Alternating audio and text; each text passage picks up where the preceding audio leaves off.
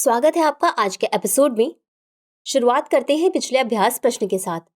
प्रश्न था, डॉक्टर भीमराव अंबेडकर के संदर्भ में निम्नलिखित कथनों पर विचार कीजिए। 1.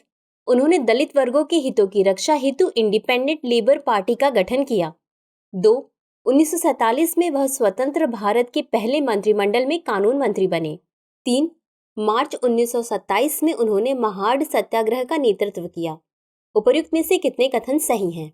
ए केवल 1, बी केवल 2, सी सभी 3, डी कोई भी नहीं।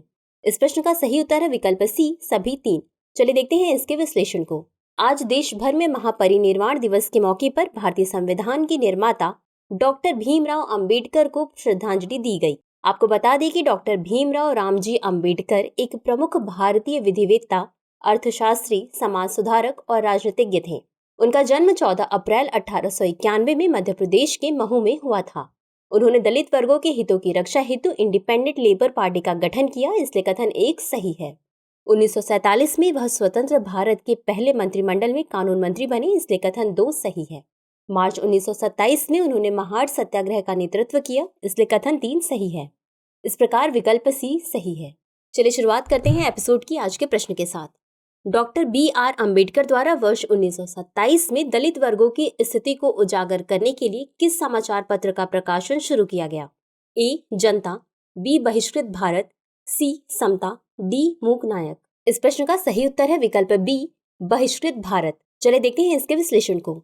बाबा साहिब के नाम से प्रसिद्ध डॉक्टर अंबेडकर ने अपना पूरा जीवन समाज से छुआछूत व अस्पृश्यता को समाप्त करने के लिए समर्पित कर दिया था। उन्होंने 1920 में समाचार पत्र मूक नायक की स्थापना की, जिसने एक मुखर और संगठित दलित राजनीति की नींव रखी।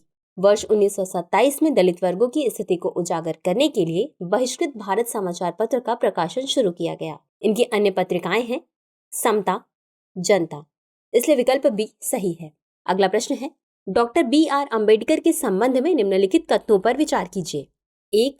उन्होंने तीनों गोलमेज सम्मेलनों में भाग लिया। 2. उन्होंने 1951 में हिंदू कोड बिल पर मतभेदों को लेकर मंत्रिमंडल से इस्तीफा दे दिया। उपर्युक्त में से कौन सा या कौन से कथन सही है या सही है? ए केवल 1, बी केवल 2, सी 1 और 2 दोनों, डी न तो 1 और न ही 2। इस प्रश्न का सही उत्तर है विकल्प सी 1 और 2 दोनों। चले देखते हैं इसके विश्लेषण को। Doctor B R. अंबेडकर ने तीनों गोलमेज सम्मेलनों में भाग लिया था, इसलिए कथन 1 सही है। इसी के साथ तेज बहादुर सप्रू ने तीनों गोलमेज सम्मेलनों में भाग लिया।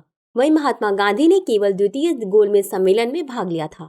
भीमराव अंबेडकर ने स्वतंत्र भारत के पहले मंत्रिमंडल में कानून मंत्री बनने के लिए प्रधानमंत्री नेहरू के निमंत्रण को स्वीकार किया। वह वर्ष 1947 में स्वतंत्र भारत के पहले मंत्रिमंडल में कानून मंत्री बने। हालांकि 1951 में हिंदू कोड बिल हिंदू समाज में सुधार के उद्देश्य से पर मतभेदों को लेकर उन्होंने मंत्रिमंडल से इस्तीफा दे दिया, इसलिए कथन 2 सही है। इस प्रकार विकल्प सी सही है। अगला प्रश्न है, डॉक्टर भीमराव अंबेडकर ने बौद्ध धर्म पर आधारित निम्नलिखित में से कौन सा प्रमुख ग्रंथ लिखा था? A Gita Rahasya, B the Buddha and his Dhamma, C बौद्ध धर्म एक परिचय, डी जीवन की कला। इस प्रश्न का सही उत्तर है विकल्प B the Buddha and his Dhamma. चलिए देखते हैं इसके विश्लेषण को। The Buddha and his Dhamma doctor Ambedkar द्वारा लिखित एक प्रमुख ग्रंथ है, जो बौद्ध धर्म के सिद्धांतों और शिक्षाओं पर आधारित है। यह पुस्तक उनके धार्मिक दृष्टिकोण और बौद्ध धर्म के प्रति उनकी समझ को दर्शाती है। यह ग्रंथ मूलतः अंग्रेजी में द बुद्ध एंड हिज धम्मा नाम से लिखा है। बाद में इसका अनुवाद हिंदी, गुजराती, तेलुगु, तमिल, मराठी, मलयालम, कन्नड़, जापानी सहित कई भाषाओं में किया गया, इसलिए विकल्प बी सही है। अगला प्रश्न है, निम्नलिखित कथनों पर विचार कीजिए। 1. डॉक्टर भीमराव अंबेडकर एक प्रमुख भारतीय विधिवेत्ता, अर्थशास्त्री, समाज सुधारक और राजनीतिज्ञ थे। 2. उनका जन्म 14 अप्रैल 1891 में मध्य प्रदेश के महू में हुआ था। उपर्युक्त में से कौन सा या कौन से कथन सही है या सही है? ए केवल 1, बी केवल 2, सी 1 और 2 दोनों, डी न तो 1 और न ही 2। इस प्रश्न का सही उत्तर है विकल्प सी 1 और 2 दोनों। चलिए देखते हैं इसके विश्लेषण को। डॉक्टर भीमराव रामजी अंबेडकर एक प्रमुख भारतीय विधिवेत्ता, अर्थशास्त्री, समाज सुधारक और राजनीतिज्ञ थे, इसलिए कथन 1 सही है। वह एक प्रसिद्ध राजनेता थे जिन्होंने वंचितों, दलितों और अन्य सामाजिक रूप से पिछड़े वर्गों के अधिकारों के लिए लड़ाई लड़ी। उनका जन्म 14 अप्रैल 1891 में मध्य प्रदेश के महू में हुआ था, इसलिए कथन 2 सही है।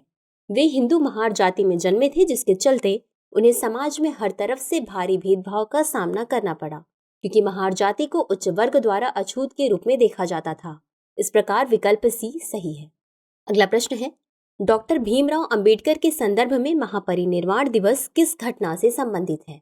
ए जन्म, बी मृत्यु, सी धर्म परिवर्तन, डी राजनीतिक संन्यास।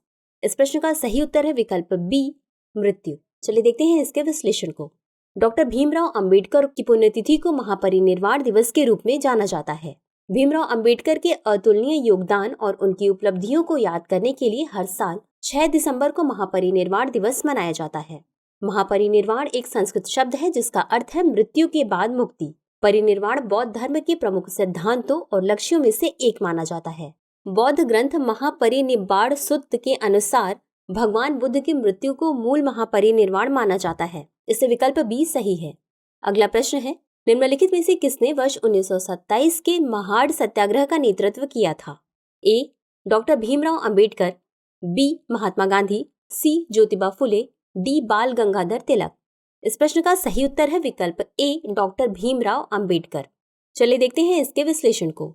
मार्च 1927 में हिंदुओं की पुरातन रीति रिवाजों को चुनौती देने के लिए डॉक्टर भीमराव अंबेडकर ने महाड़ सत्याग्रह का नेतृत्व किया। 1926 में municipal board of Mahad Maharashtra ने सभी समुदायों को तालाबों का उपयोग करने से संबंधित आदेश पारित किया। गौरतलब है कि इससे पहले महाड़ में अछूतों को तालाब के पानी का उपयोग करने की अनुमति नहीं थी। यह अंबेडकर की राजनीतिक यात्रा में एक महत्वपूर्ण बिंदु था, जिसने उन्हें देश में दलित और उत्पीड़ित वर्गों के नेतृत्व के लिए प्रेरित किया।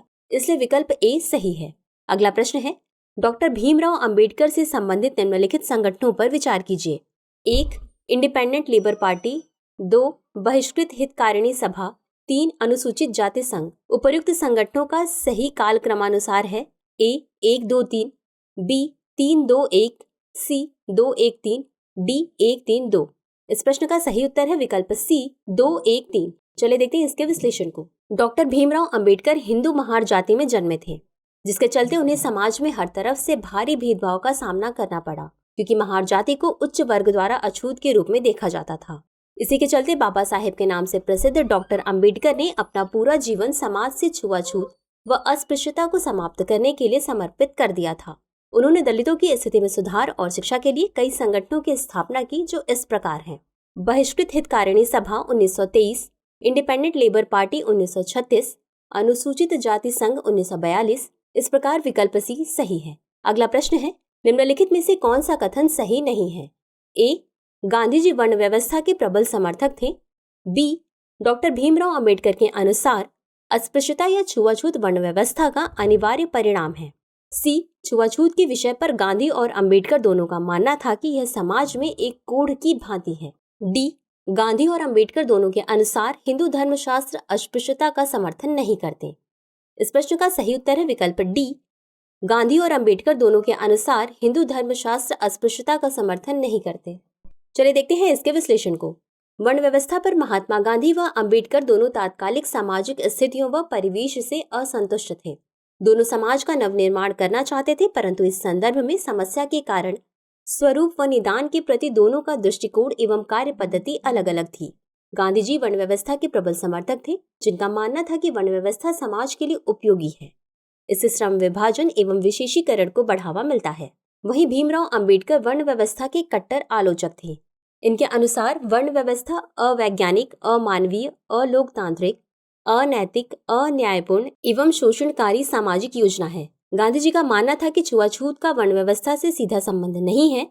वहीं अंबेडकर के अनुसार अस्पृश्यता या छुआछूत वर्ण व्यवस्था का अनिवार्य परिणाम है।